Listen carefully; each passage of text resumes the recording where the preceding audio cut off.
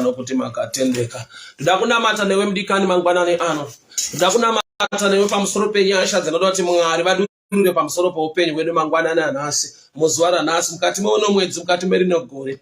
Ndoda kuverenga bhuku kubva kubhuku yaJoshua chapter 2, Joshua chapter 2, Joshua chapter 2 verse 15. Joshua chapter 2 verse 15, and I'll read. So she let down them by a rope through the window, for the house she lived in was part of the city wall. So she let them down by a rope through the window, for the house she lived in was part of the city wall. Yanda verenga ndemukadzi unonzi Rahabhu. Imba yake yaigara yaiva pamadziro. Her house was part of the wall. Ndofunga tese tinoziva kuti pakatendererwa rusvingo rweJeriko, masvingo kana kuti madziro kana kuti jurawo mawalls akawira pasi akaparara. But pano ndine nyaya iri outstanding yemumwe mukadzi unonzi Rahabhu. Her house was part of the wall. Her house was part of the wall. And she let the spies through the window because her house was part of the wall. Imba yake yaitova pamadziro ipapo, iwo madziro ari kunzi akatendererwa ndokubva awira pasi. But she survived. Wakararama. Haana kuchinja pekugara kuti agone kurarama nyange masvingo aiwira pasi. But nekuda kwekuti wakabata zvakanaka, wakagamuchira varume vanga vatumwa muupenyu hwake, varume vanga vatumwa kuJeriko, varume vaviri vanga vatumwa kuJeriko, akavagamuchira zvakanaka, akaita a covenant, akaita sungano. Sungano iyo yakaziva kuti nyange masvingo achiwira pasi, but pano tine munhu wesungano asingafanirwa kuwira pasi. Nyange zvabata vari kuright or kuleft, but pana ane sungano naJehovha anofanirwa kuprotectwa, anofanirwa kuchengetwa. So ndoda kunamata newe mudikani mangwanani ano. May the grace of the Lord protect you. May the blessing of the Lord keep you. May the blessing of the Lord be upon your family. May the blessing of the Lord save you. Nyangwe muropa mako mune chirwere chinonzi chinouraya, chinokanganisa, chinokuwadza. Nyangwe healing yako isati yamanifesta yabata pauri. But I pray that the grace to survive is upon your life. Just like the woman of the issue of blood. For 12 years she was bleeding, but she was still standing. For 12 years she was sick, but she was still around. You can imagine to breathe for a month, to bleed for a month. You can imagine to bleed for 12 hours. You can imagine to bleed for 12 months. You cannot survive, you actually die. But the woman of the issue of blood was a survivor. She was a survivor. Anga atakura a certain dimension of grace. No matter the sickness, yanga iri terrible, but she was a survivor. Pano ndine mukadzi unonzi Rahabhu. Pandaverenga pati because her house was part of the wall. Joshua chapter 2 verse 15. So she let them down by the rope through the window, for her house she lived in was part of the city wall. Her house was part of the city wall. Rushingo rakatendererwa, maoza akatendererwa, akaondomoka akawira pasi vanhu vakafa. But Rahabhu waigara ipapo, ndo paaigara pakafa vazhinji, ndo paaigara pane masvingo akaondomoka. But she survived because of the covenant. Nekuda kwesungano yaanga aita nevana veIsraeri. Nekuda kwesungano yaanga aita nevana veIsraeri. I'll read Joshua 6. Joshua 6 verse 17. Only survivor kwake. The city and all that is in it are to be devoted to the Lord. Only Rahab the prostitute and all who are with her in her house shall be spared. Rahab wakararama. Zvanzi nevanhu vese vakauya mumba make kuzopotera kana kuzogara mumba make. Mwari ngaakupe nyasha dzekuti kana dzapa pamusoro peupenyu hwako, vese vane chekuita newe, vane ukama newe, vari muline mako, vari close to you, ngavawanewo that kind of favor ichiflowa mukati meupenyu hwavo. Zviregere kuva zvako bedzi, but your sisters, your brothers, your friends, your colleagues, may they get the same grace. Nekuda kwekuti une sungano yawakaita naMwari. Ropafadzo ngaitapukire. Her house was part of the wall. I love the song from Sibo Makabane, inoti awa zawa izintonga ze Jericho, not our mashingwe Jericho. But there was somebody who survived. Panish Noah. She survived. nekuda kwekuti une sungano yaakaita the two spy vanga vatumwa, akavachengeta, akavaburitsa nepawindo pamba pake, akavaprotecta. Paakachengeta zvekwamwari, paakaprotecta zvekwaIsraeri, Mwari wekuIsraeri haana kumukanganwa. Tinoda kunamata noupenyu hwako mudikani mangwanani ano. Chese chawakaita uchiitira Mwari, chese chaunoita uchiitira Mwari, Mwari ngavakurangarire. Panowa masvingo eJeriko, Rahabhu chengetwa. Panodonha rusvingo rweJeriko, Rahabhu chengetwa.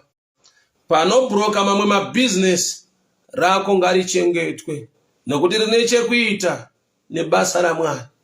Mwari wakatendeka, mutsvene wakarurama, ngaarangarire wanano yako, ngaarangarire vana vako, ngaarangarire utano hwako, nekuda kwesungano, nekuda kuchengeta kwawakaita zvemba yaMwari nebasa raMwari. Rangarirwa mudikani, nyasha ngadzidururwe. Rarama, rarama, rarama, rarama. Ngazviendeke, ngazviendeke, ngazviendeke. Vamwe vachita zviita zvakanaka, iwo uchapupura kunaka kwazvo, nokuti una Mwari wakatendeka asingakanganwe zvakanaka zvawakaita nekuda kwezita rake. Father, I pray in the mighty name of Jesus. Chandinoziva Mwari wangu, makatendeka. Chandinoziva Mwari wangu, munoramba makamira pashoko renyu nokuti makanaka.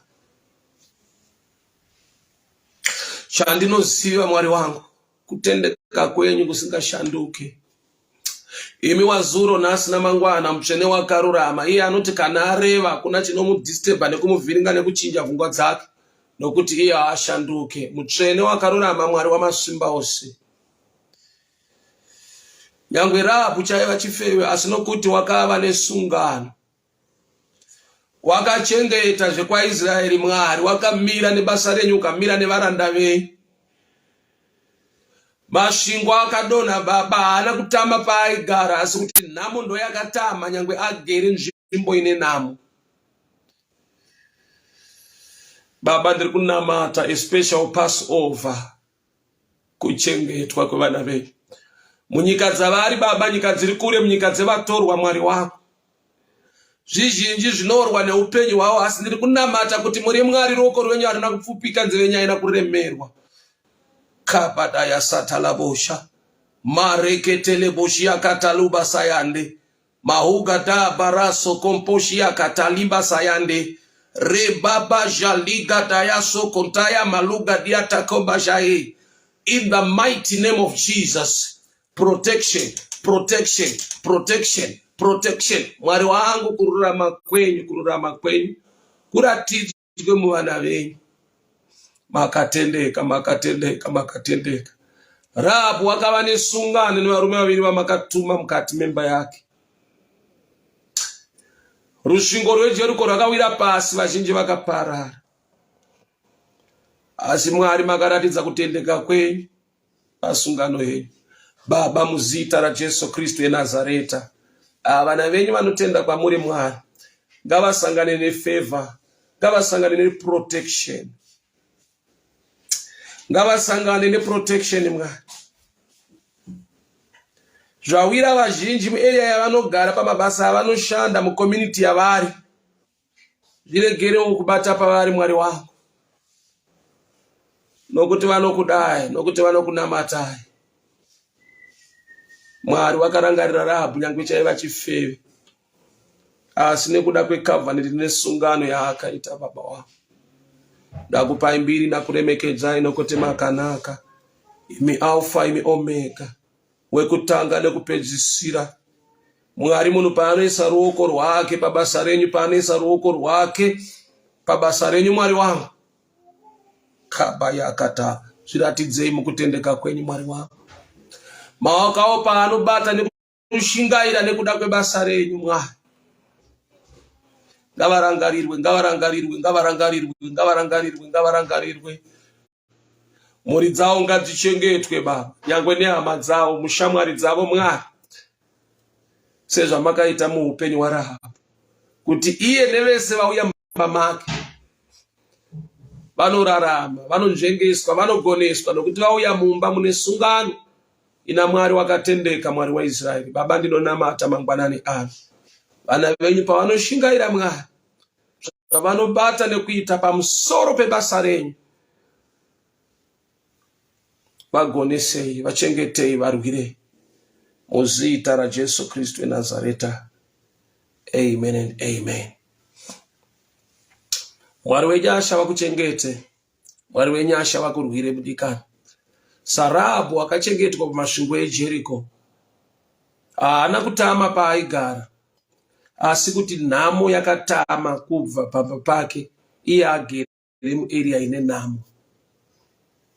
Masvingo eJeriko akawira pasi, wakararama. Mwari ngavakupe nyasha dzeprotection.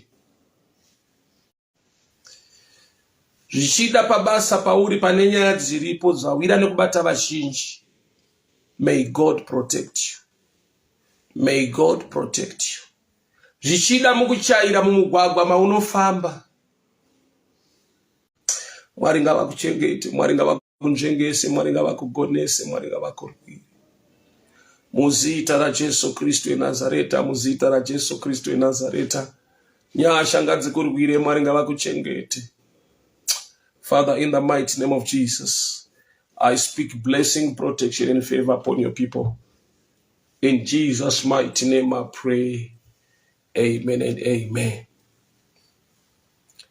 God bless you. May the good Lord protect you. May the good Lord favor you. Nyasha dziwanzwe, Mwari vakuchengete, Mwari vakugonese, Mwari vakurwire. Muzita raJesu Kristu weNazareta. Amen. Majuri Mango, God bless you. Judith Bere, may the good Lord protect you. Lamek Piri, may the good Lord protect you. Cecilia Mapunga, God bless you, protect you. Kudakwa Shengorima, protection upon your life. Alimos, protection upon your life. Memory Mavunga, protection upon your life. Lola Chikwasha, protection upon your life. In the Arnold, protection upon your life. Tafadz Wampotsa, protection upon your life. Muchengeti Shoko, protection over your life. Stay Dizarira, protection over your life. Motsia Piri, may the good Lord protect you. May the good Lord protect you. May the good Lord favor you. Elizabeth Piri, God bless you. God protect you. Mother Domeka, God protect you. Costa Mushonga, protection over your life. Alexias Chizorira, protection over your work. Protection. Basa rako ngarichengetwe, basa rako ngarichengetwe, ngaridzivirwe kubva mukubroka, ngariprotectwe. Vamwe vachibroka zvisangomira zvakanaka, Mwari ngavakuwanire favor, Mwari ngavakuwanire favor, Mwari ngavakupe new market, Mwari ngavakupe blessing pamusoro pebasa rako. Rakagara munzvimbo isiri kufamba zvakanaka, but rako ngariite zvakanaka. Uri munzvimbo ine zvinhu zvisiri kufamba zvakanaka, but Mwari ngavachengetewo basa rako, Mwari ngavachengete utano hwako, Mwari ngavachengete nemhuri yako. Mazuva ano vana vazara kubata madrugs, but Mwari ngavachengete mhuri yekwako. Vana vako ngavave nediscipline, vana vako ngavave newisdom, vana vako ngavachengetwe, vagere pakati pevamwe vana vanobata zvinodhaka, but no kuvana vako. Mwari ngavakuwanire nyasha, Mwari ngavakurwire, Mwari ngavakuchengete. Tigere paJeriko pari kuparara zvakawanda, marriage dziri kuputsika dzichiparara, but yako ngaichengetwe, yako relationship ngaichengetwe. Mwari ngavakurwire, Mwari ngavakugonese, favor ngaidururwe, zvaunobata ngazviendeke muzita raJesu Kristu weNazareta. Amen and amen. Melissa Jonasi, God bless you. Vimbai Mutoreri, God bless you. Baba yama dzangu muswere munyasha, protection ya Jehovah iwe pamusoro pemabasa nemhuri dzenyu newanano dzenyu.